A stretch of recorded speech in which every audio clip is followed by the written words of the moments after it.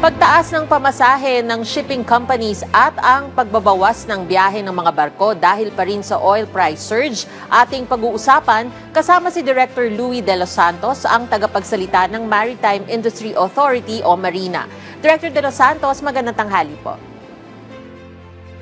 Magandang tanghali din po, ma'am.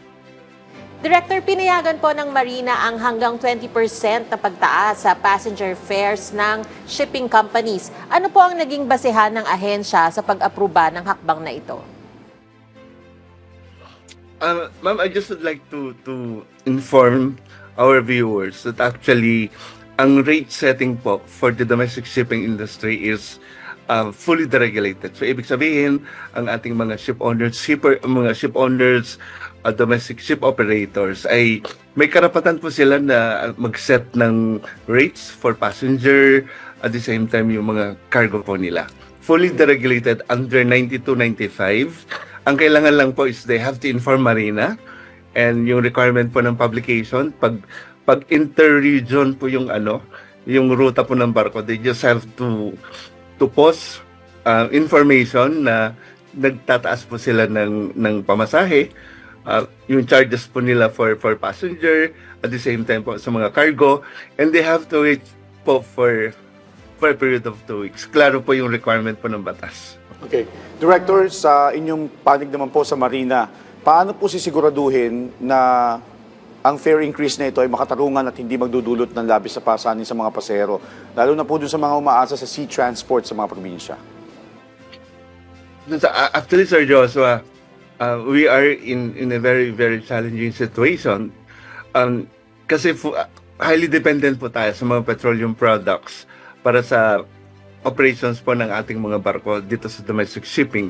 Because basically, it's around 40 to 60%. Ang operational cost ng ating mga operators ay napupunta po sa crudo para gagana po sila. So, yung issue po na kung paano po tayo nagsiset ng rate. At this point in time, ang Marina, pinag-aaralan po kung ano ba yung win-win solution na pwedeng i-increase ng ating mga operators in the light of the situation doon po sa Middle East. And lahat po ng mga director sa Marina, kasama po ang ating administrator si Sonia Malaluan, nag-usap-usap po kung ano yung formula po na gagamitin. At may formula po na ginamit ng Marina to come up with 20%. But actually, that's the maximum, 17 to 20% ang pwede po natin na ipataw. Then, ang nangyayari is that sa advisory ng Marina, ginawa na lang po na 20% kasi volatile po yung yung movement din po ng presyo ng mga cargo. Ng gasolina po coming from the Middle East.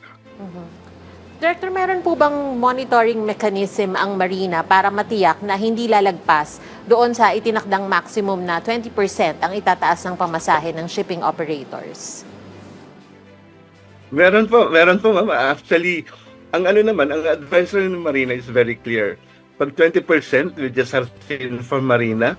Pero beyond 20%, papag-aralan po ng Marina. And unfortunately, sa monitoring po ng Marina, marami po tayo natanggap na report coming from our regional offices that in fact may mga ship owners na nagtaas po ng mga pamasahe as much as 21%, 50%, meron po. May mga beyond 20%, at ang Marina, within the context of its regulatory powers, i-exercise po niya ang kanyang regulatory intervention in such a way that maano po natin, we can also protect yung interest po ng ating mga commuters. May nag-increase nga po ng 100% from the current po na rate. And these are things that the Marina and of course the Department of Transportation are seriously considering po. Okay. Director, nabanggit din po na maaaring bawasan o limitahan ng shipping companies yung bilang ng biyahe. Ano po yung posibleng epekto nito sa accessibility at mobility ng mga pasahero at sa daloy ng kargamento sa mga isla? Sir Joshua, yung po natin, yung sa mga cargo transshipment, tuloy-tuloy po yan. Ang minumungkahi po natin ay yung paggamit po ng mga passenger ships, baka pwede po natin na i-consolidate ang ang mga biyahe, isa sa way na ma-maximize po natin yung espasyo doon sa loob ng barko. So for example, ang isang shipping company ay may 5 biyahe siya sa isang araw, baka pwedeng gawin niyang 3 para at least wala pong nasasayang na espasyo doon sa barko. In such a way, we'll be able also to help the government save or conserve yung required po na petroleum products na pwedeng gamitin po sa ibang mga industries. Director, paano po hinihikayat ng Marina ang shipping companies na maglabas ng malinaw na travel advisories kaugnay ng trip consolidation, schedule changes o di kaya po'y travel limitations? Ang ano naman po yung mga shipping operators, may mga pinapublish po tayo doon sa mga terminals. Pwede rin po silang mag-publish on their own para at least ma-advise din po ang kanilang clients. So yung mga barko po sa atin, sa mga iba't ibang mga ruta, alam na rin po ng mga commuters. For example, kung ilan yung barko na nagbibiyahe po sa kanila, pwedeng 1, pwedeng 2, pwedeng madami po. Depende po sa demand ng pagbabarko po sa lugar nila. Okay.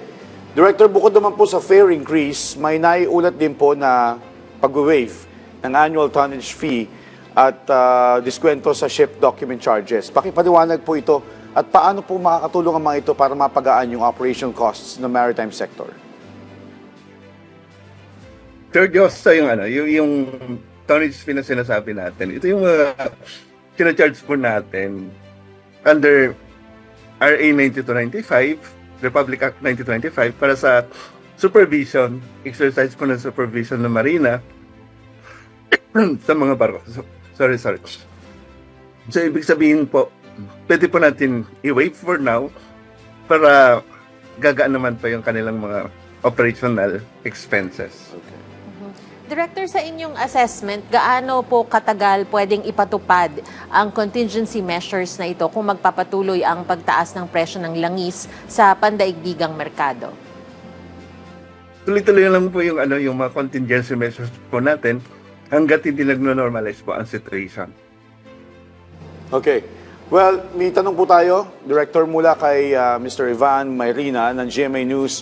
Yung sa mga shipping companies nagtaas ng sobra-sobra na as much as 100%, what concrete steps have been taken to address this?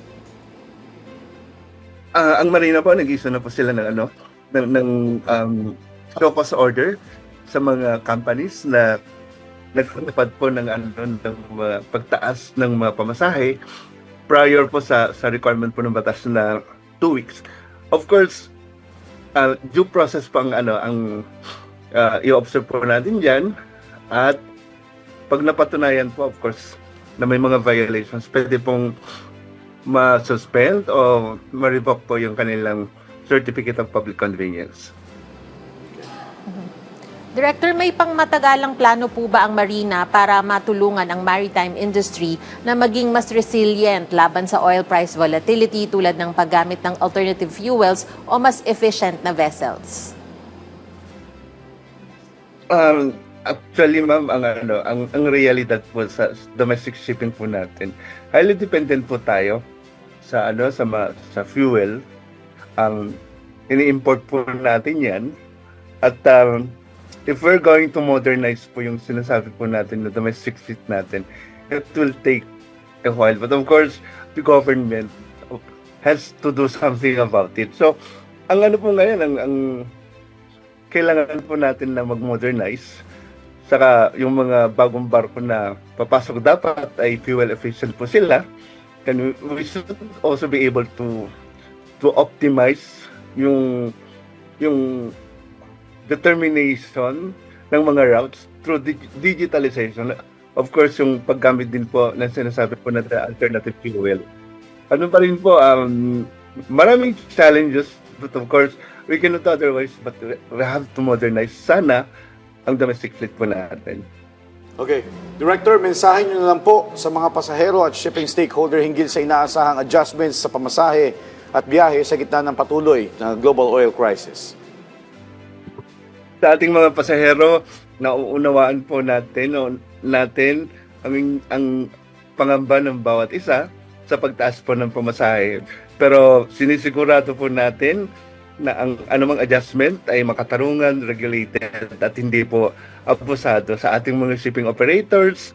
Hinihikayat po natin na sana patuloy po sila na ipatupad ang responsible operations ng kanilang mga barko. At the same time, yung transparency in terms of yung mga singil po nila sa ating mga pasahero upang sama-sama nating mapanatili at maasahan ang ligtas na sea transportation system po sa ating kapuluan po dito sa ating bansa. Alright, maraming salamat po sa inyong oras. Director Louie De Los Santos, ang tagapagsalita ng Marina.